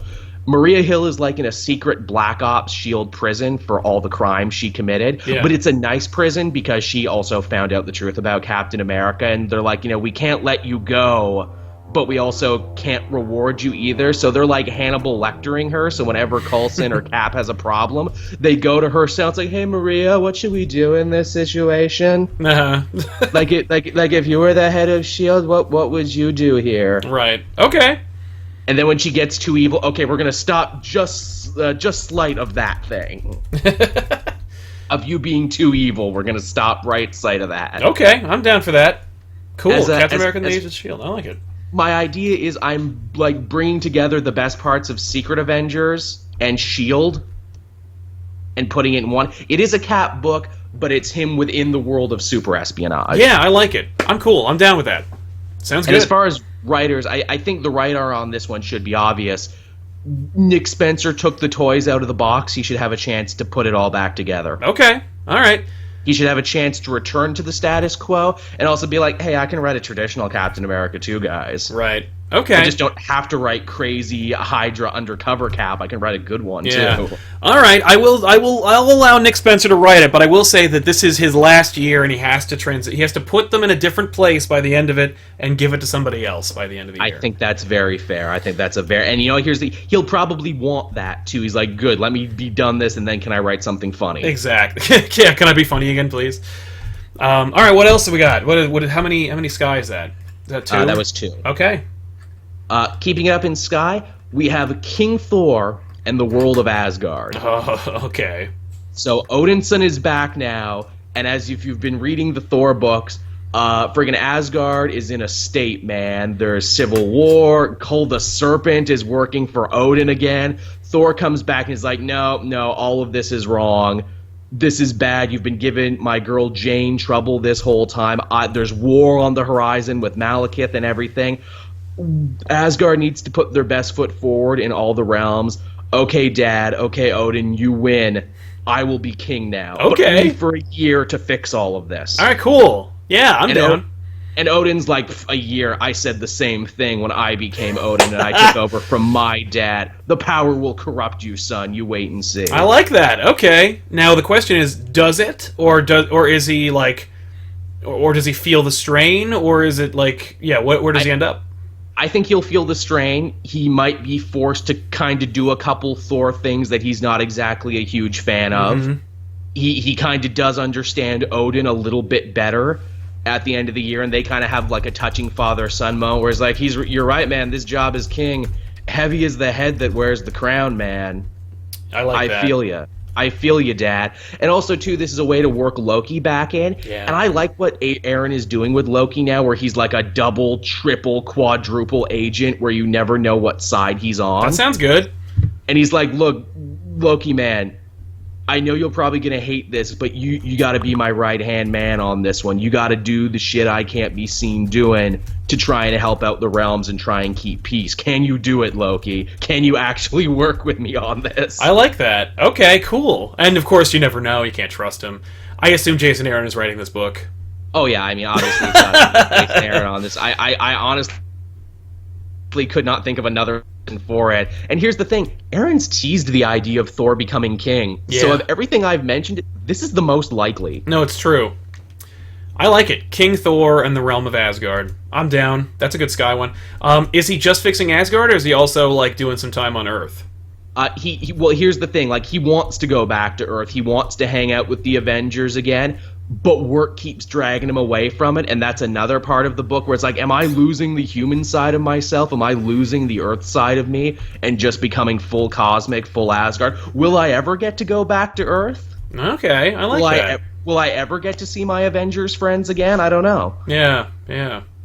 And that's kind of like Odin's thing too. Like, yeah, I had a lot of friends too before I became king, but everyone hates the boss. That'd be cool. That's a fun way, by the way, to also in a year you have Thor still be king, and then Thor's like, "Fuck this! I need my friends around. Like, I need this realm needs Avengers," and he picks a couple of he puts like Hawkeye on his like fucking council. Yeah, like, he's got a couple of like regular people, and he's like, "You're in charge of this. You're in charge of that. You're in charge of that. You're just gonna live with me in Asgard." And like the friction of having a Midgardian tell Asgardians what to do, like that's a year later. But I like that's an excellent idea. Hell, get Hercules to come in. Look, I know he's from a different pantheon, but he's got some good ideas. I like him. I love that idea. So he ain't doing shit on Earth. Hey Hercules, how would you like to run the army? Okay with that? Thanks, man. Yeah, I'm down for that. That sounds great. I was proud of that one. Yeah, you should be. Really That's a cool concept. And you get to split the difference, too. You get King Thor up in Asgard, and you get Jane as an Avenger. Yeah, I love it. You don't lose anything. Sounds good to me. Both get to do interesting stuff. Cool. All right, and I think you have one more left for Sky. I do. This is an Iron Man pitch. I call it Iron Man the Children's Crusade. So Iron Man gets back to his body. It's back to being Tony again. I don't know how we get there. We're probably going to get there at some point. Good. And this coma situation, this like real near-death thing, has gotten Tony thinking totally differently about life. He's like, if I died tomorrow, what would I leave but just a ton of loose ends to all my friends and family? What have I really bit? Oh my god, I let my company fall to shit, the thing that has my name on it, the thing that so many of my friends and loved ones rely on. Mm-hmm. Like, they just can't put suits on and fly away, although I've built many of them suits. Yeah. So he basically builds the little Lebowski achievers. He builds the little Tony Stark achievers. He hires Amadeus Cho. He hires Sam Alexander Nova. Basically all the spare kids and champions we have around. Mm-hmm. And he's like, look, I'm going to give you all internships at Stark Industries. I got to be out saving the world, being a CEO by day, but by night, we're going to have an Avengers Academy is what we're going to have. And I'm going to teach you kids to be superheroes. I'm going to teach you the ins and outs. I'm going to teach you it as only I, Tony Stark, can. And the kids are resistant at first because these kids are smart. Like, I think Mr. Stark is having a midlife crisis, guys.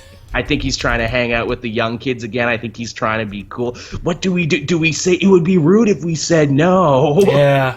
So they're like kind of there, or they're like, this is uncomfortable, but I guess I'll say yes because he's awesome. And he brings back, like, you know, Teen Abomination and all these other characters that he's kind of lost track of. Yeah. And like, hey, wasn't I mentoring you for a bit? I like that. Yeah, then you went evil and forgot about me, dick. So it's almost like Stark's own Freedom Foundation. It's exactly what that is. He's building a brain trust. He's building a foundation. He's trying to... Here's the thing. The big marching order of this and where I want it to be, have the bridge be gapped and have the wounds repaired of the older generation of heroes and the younger generation. Because really, that's where Champions comes from. That's we don't trust adults anymore. Yeah, I love it. Which is very much the millennial mindset of we don't trust our parents because they fucked up the world. Well, and also, like, Tony Stark is kind of like the cool uncle that the kids would like anyway, so he gets to try and, like, so the kids would like that.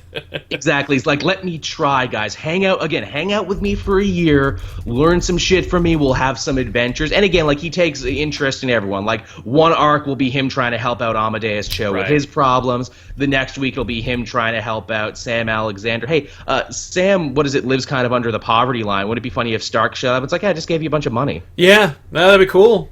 And Sam's like, no, man, don't just give me a bunch of money. I want to work for it. Don't give me a handout, you weird white man. oh, I'm sorry. Was that weirdly racist that I said you needed help with money? I'm from a different time. Help me out. I like that. Okay. And then as a joke, you could also work in maybe like a dimension-hopping version of the teenage version of Tony Stark that ran around for a bit.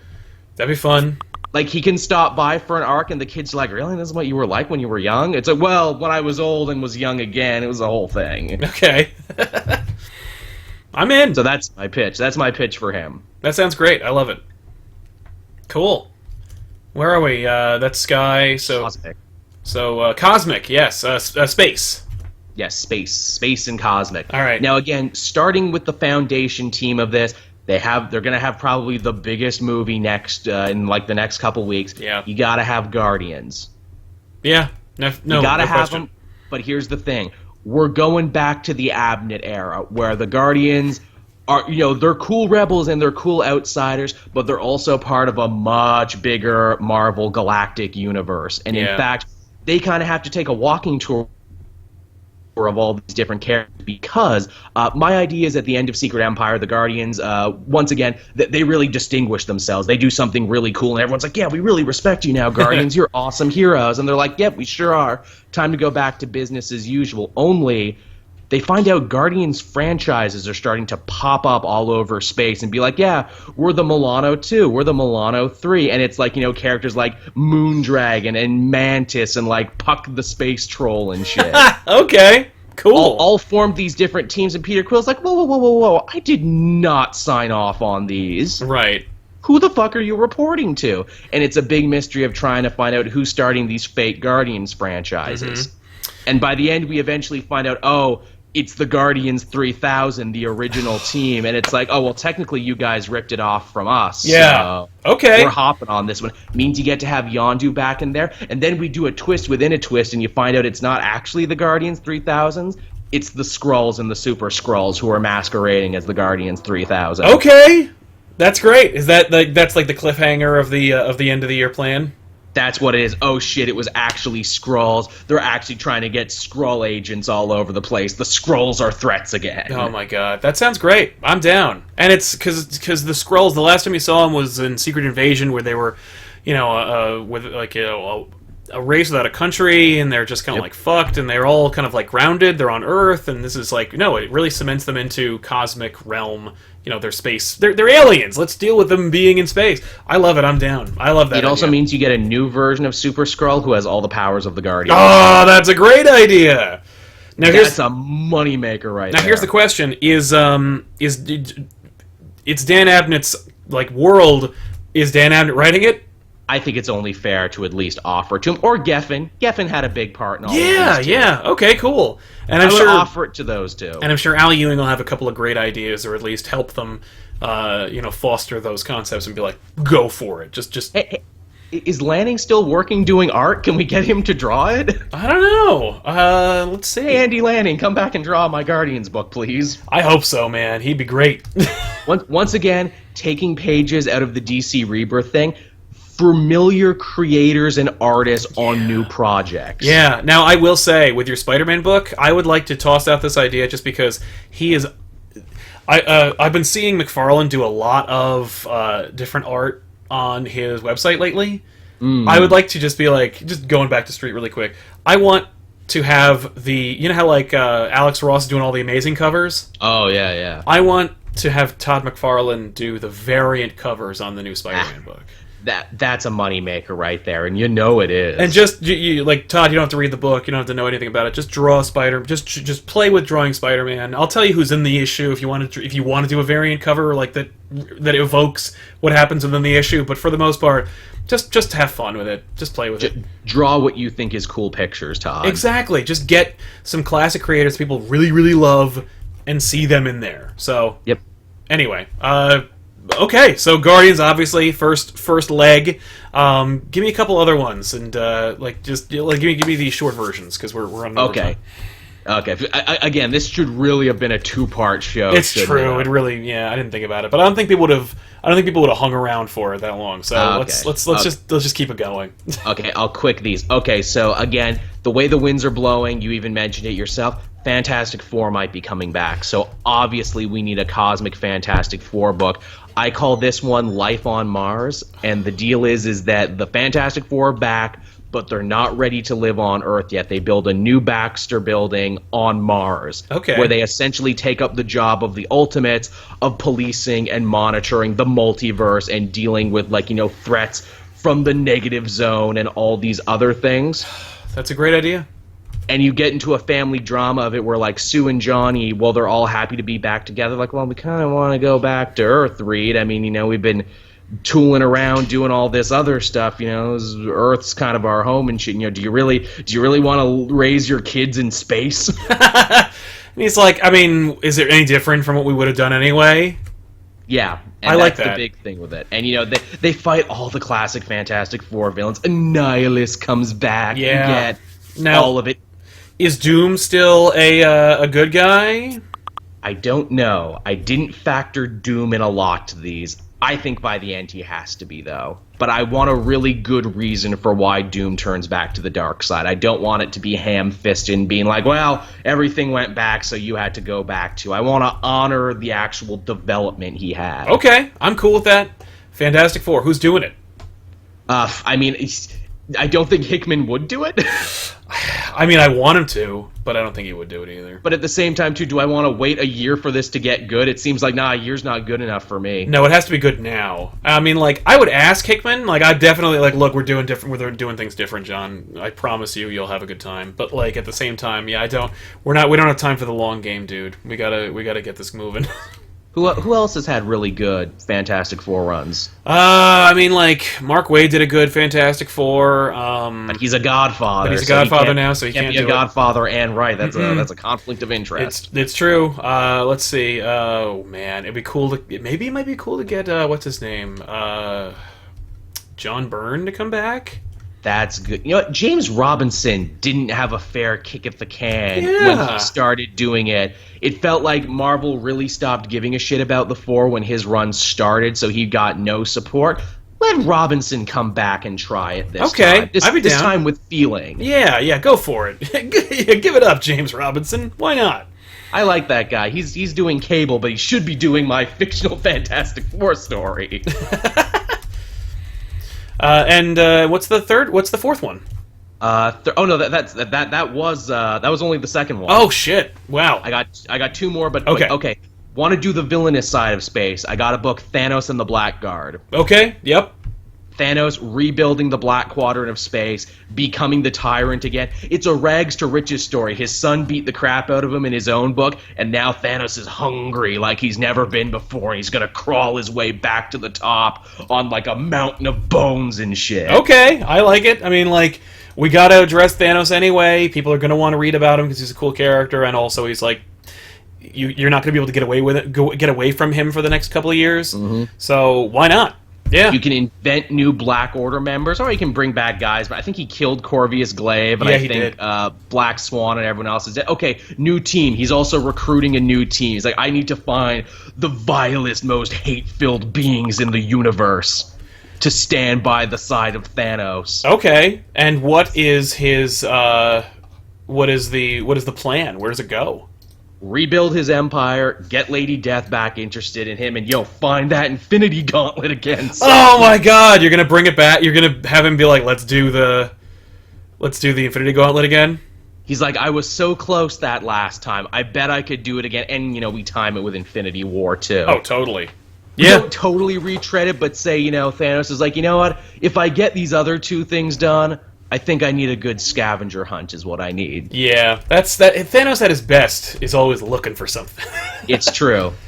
It's true. He needs to look for something again, and that's what he's going to look for. Yeah. And who's making that book? Jeff Lemire is doing a really mean Thanos right now. He's mostly writing his son, but he does, like, the dad pretty good. Yeah. I'd give that to him. Or, hey, Christopher Priest did a lot of cosmic stuff, and he's writing a wonderfully basterish Deathstroke right now. Chris Priest would be cool, too. I'm down for that. What kind of art we're looking for? That's good. Because, obviously, hey, is Sorrentino doing anything? Because if we get Lemire, let's get Sorrentino to do a Thanos book. Completely. Okay, yep, greenlit, done, that's happening. Everyone looks creepy and monstrous, there you go. Yeah, I love it. My last cosmic pick here, Captain and Mrs. Marvel, or Marvel Corps. I haven't thought of a good name for that one yet, but basically it's Carol Danvers trying to repair her relationship with Miss Marvel, being like, after this Secret Empire thing, after everyone hating me after Civil War II, I realized life is short, and you need to be the person to take up my mantle when I'm gone. I'm not saying I'm going to die tomorrow, although maybe I am, I don't know. But yeah, okay. I want you to come work with me on Alpha Flight. I want to be more active in your life. I want to be your mentor now. This is like a work-study program is what this is. And Kamala's like, okay, but, I can't leave my life in Jersey behind. So she's feeling the pull between that, like, this is my destiny, but this is my life, and how do I cover these two things? Right. Yeah. So she's having Spider-Man problems where Carol Danvers is, like, looking to the future. Right, exactly. No, I love it. Okay. Captain G. and Willow. Ms. Marvel. I don't know. I might have to. We have to tweak that title, but I like it a lot. We got to workshop the name. Maybe Marvel Corps. Marvel Corps sounds cool. I take Marvels as well. Oh, Marvels is good too, because then, hey, you can have a story where, again, Marvel comes back and all the other Marvels that you missed, you have stories working on them, being like, Carol being, I just don't want you to learn from me, Kamal, I want you to learn from all of these people. Yeah, they could look up Monica Rambeau and get her in there. we are a rich lineage, but people only care about us. Yeah, exactly. No, I'm down. Like, really stretch the legacy of Legacy, right? Yeah, precisely. Like, actually build it the way DC does, because obviously Legacy is one of the best things about the DC universe. Marvel has it, but they'll forget about it for huge chunks. Yeah. Okay, and that's space. That's space for you. What about Supernatural? Okay, so obviously the main team of the Supernatural universe, because every tier gets a team, It's got to be the Midnight Suns. Yeah. You got to bring them back. The lineup is Doctor Strange, who will also be getting his own book on top of this because he deserves it. Okay. Moon Knight, who they've been moving into a more supernatural direction, so we're going to stretch the Mr. Knight aspect. He's the Batman of the team. Okay. Ghost Rider, but it's Robbie Reyes. And the reason it's Robbie Reyes is because no one can find Johnny Blaze. And I got a graphic novel pitch for that. Okay. Also, Elsa Bloodstone is going to be a Midnight Sun now. All right. Because she's a monster hunter. And finally, going old school, Morbius. There's your Fab Five. Wow. All right. And that's the Midnight Suns? What is it? Yep. Yeah. They're Cool. dealing with ghosts and, like, you know, demons and all sorts of crazy shit. And this is Doctor Strange being like, you know what? There was such an influx of evil energy after Black Bolt used the Darkhold in New York City. Yeah. Evil is on the rise now, and also the Darkhold went missing after Secret Empire, so we gotta track that book down. Okay. So yeah, there's a couple of things that are missing. In fact, make it a fetch quest too. Make it someone tore out a bunch of pages and they just flew everywhere. So now the team's gotta They gotta collect all the pages. Make it very anime. Make it like, we gotta get the 7 Dragon Balls, we gotta get the Shukon Jewel Shards, we gotta get the pages of the Darkhold back, and it's just like corrupting everyday people and it's making evil shit happen. Okay. So that's my Midnight Suns pitch. Nice. All right. Then Doctor Strange gets his own book.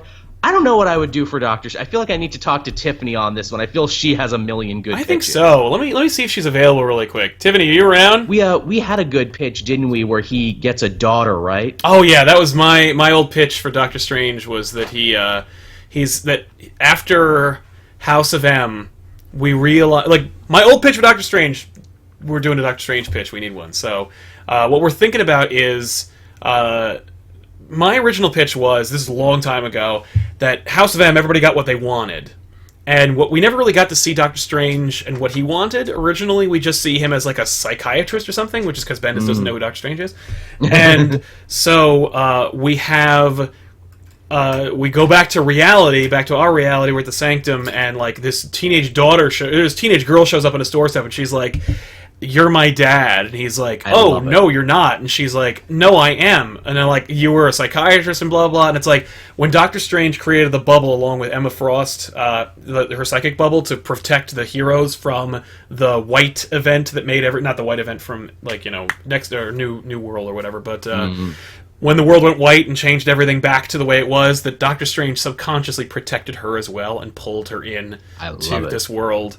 But he doesn't remember that he has a daughter. So, like, Doctor Strange suddenly has to, like, take care of this teenage daughter that is technically his, but from another reality. So he, like, doesn't feel obliged, but he does feel obliged because he's like, because everyone's looking at him like, "You're a dick. Like, you have all the makings of an absentee father, and it's all your fault because you were a single dad in that universe, and you you literally, like, willed her into existence, so you got to do something about that." Also, it's kind of like a play on the fact that, like, he was responsible for, like, unmaking Wanda's children who were willed into existence, so it's kind of like he's a hypocrite. But that was my old idea. We'll be seeing from Scarlet Witch later, don't you worry. Oh, okay.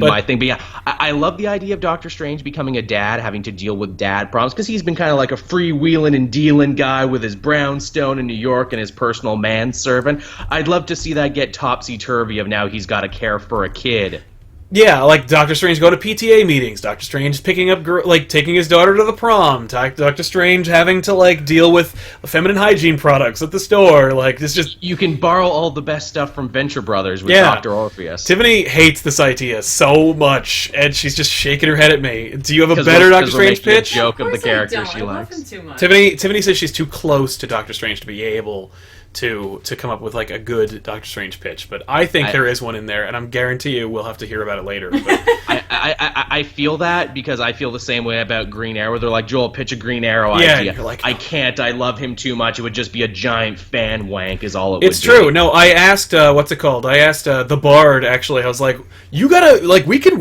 pull some strings, and we could probably get you to write an issue of Dread, and he was like, oh, no, I can't write Dread. No. Like, it's, because he's too close to Judge Dredd, too. So I think the people that we worried love the I'd most. ruin it. Yeah. But anyway. After Doctor Strange, Blade. It's time for Blade to come back. Blade should come back. We almost got a female Blade, but then that went to nothing. Well, hey, I think that should be the thing of this. Blade, well, I mean, I guess if Doctor Strange has a daughter, we can't recycle the same daughter thing for Blade. Be like, hey, you might have a kid you didn't know about. Ooh, okay.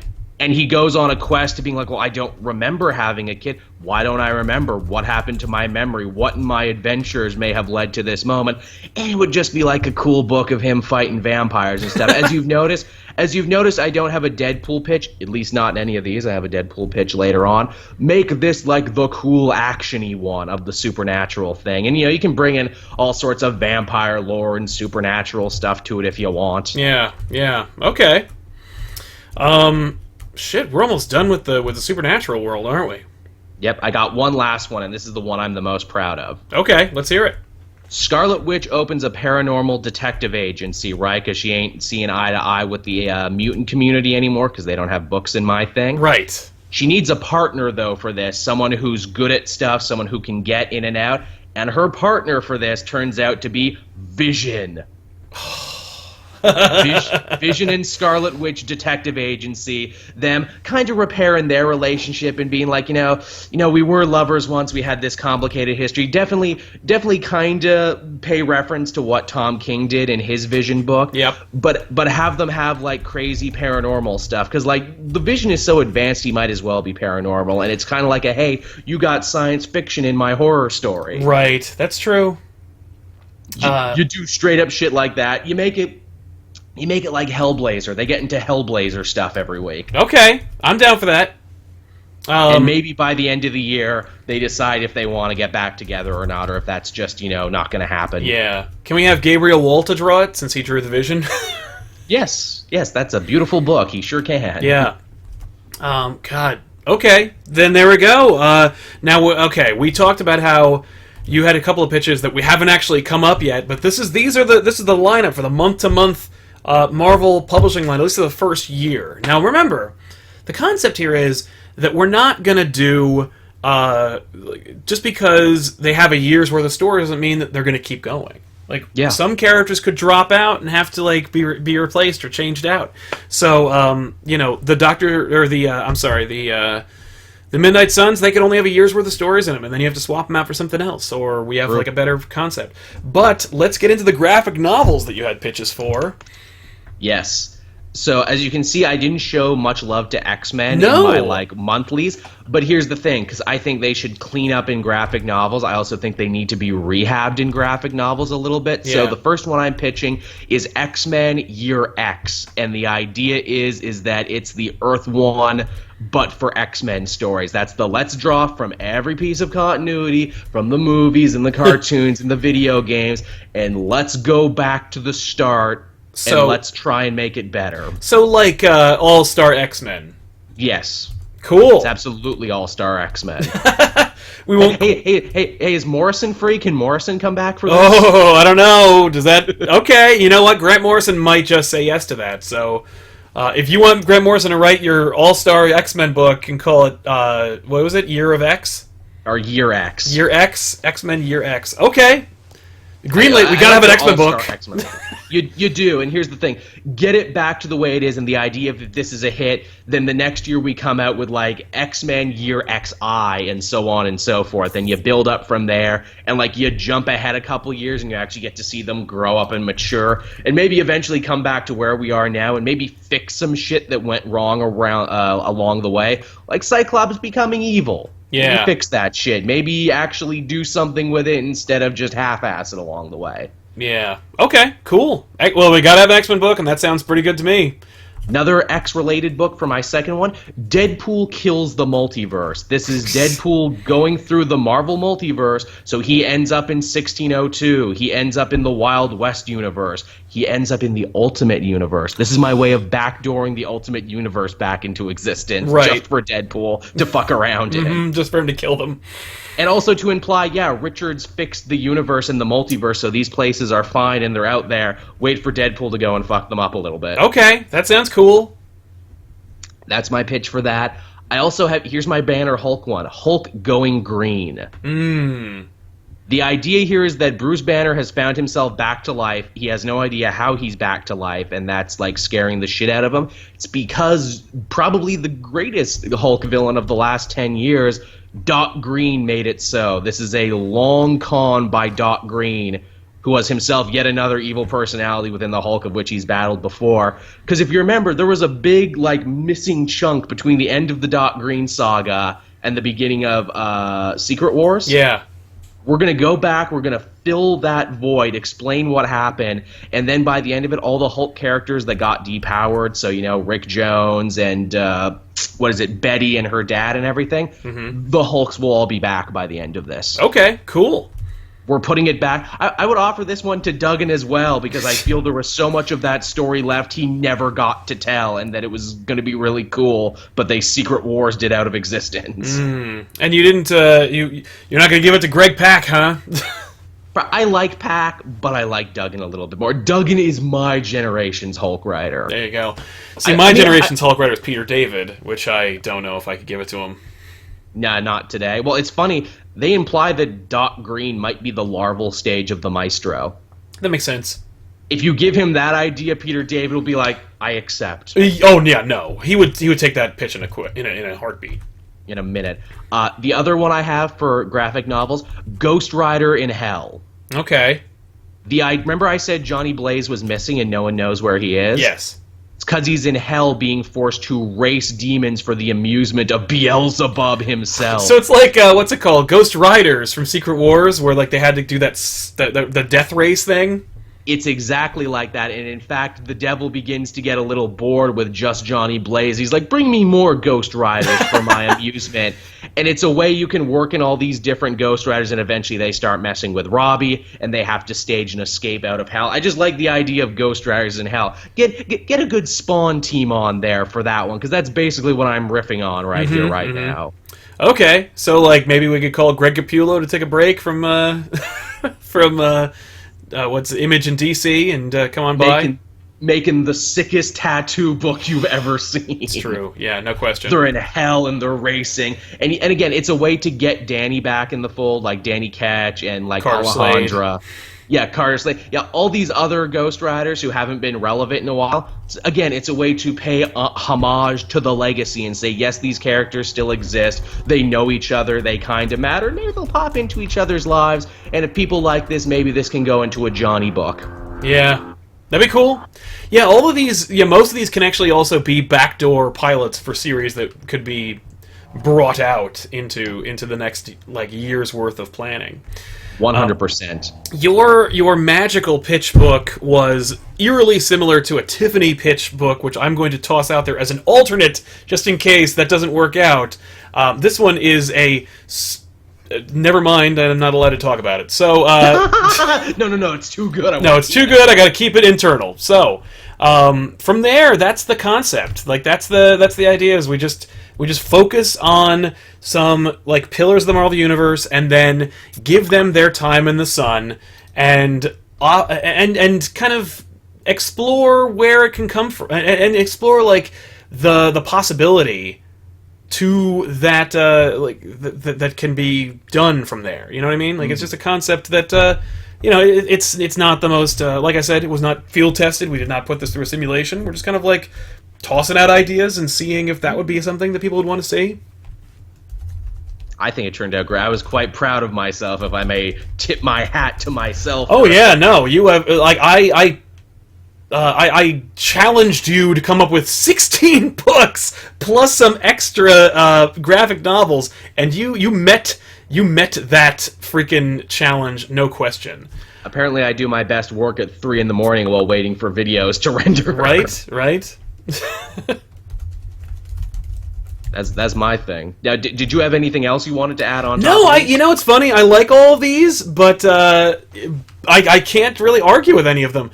And plus, I was so focused on making sure that this was like kind of watertight that I didn't want to I just couldn't come up with any ideas. I was just like, I just want to make sure that the damn thing works, as opposed to like coming up with books that I want to see happen.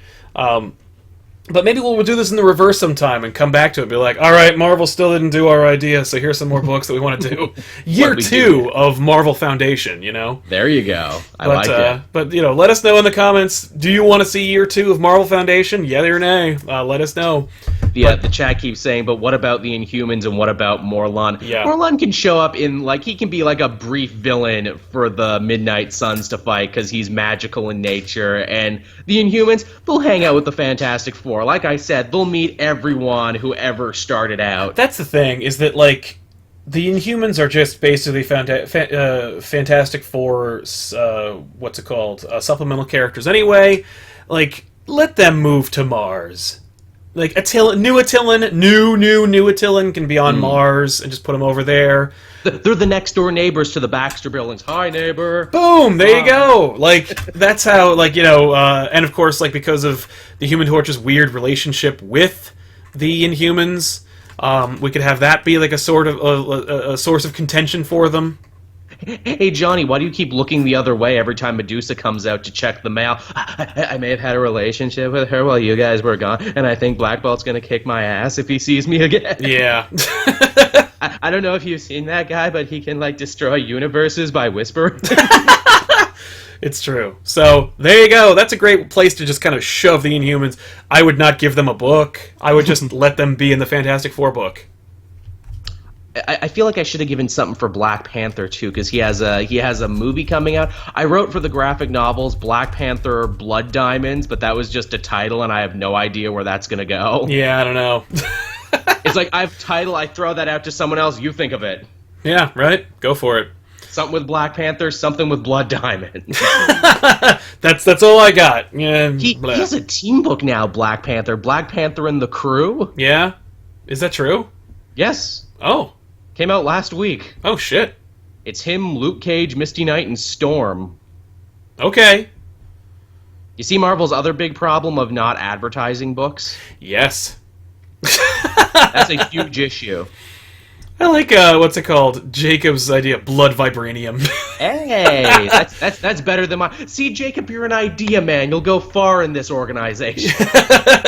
The funny thing is, it doesn't roll off the tongue. Blood diamonds, that's a thing. Blood vibranium, meh. But I like the concept of taking the idea of blood diamonds but applying it to vibranium. In any case, that's it. So the question that we asked ourselves is, can we fix Marvel?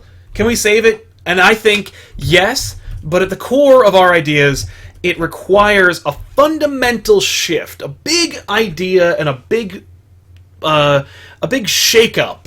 Basically shaking Marvel to its foundations, if you will, in order to make these kinds of ideas change.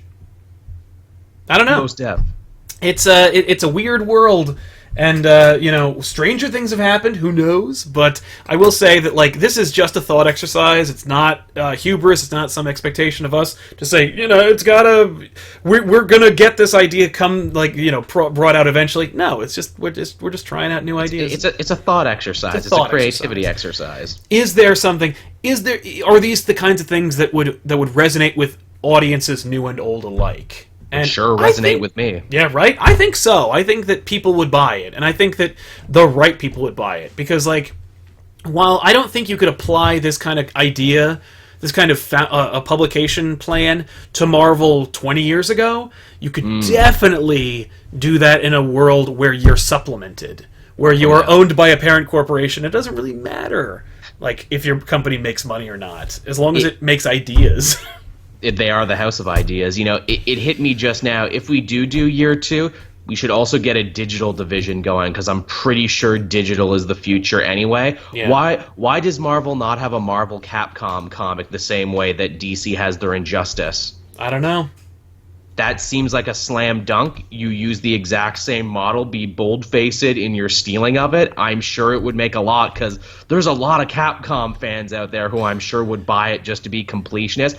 No also, doubt. Squirrel Girl, I think, would clean up in a good little digital. Yeah. Like a lot of more comedy characters who would do really good in digital. Really target the people who don't normally read comics week to week. Do one-and-dones that are satisfying in digital formats. I didn't get to talk about the digital arm, and I think there are some great ideas there that could be something. Like, I think that there should be a huge digital arm of Marvel that we just didn't get a chance to touch.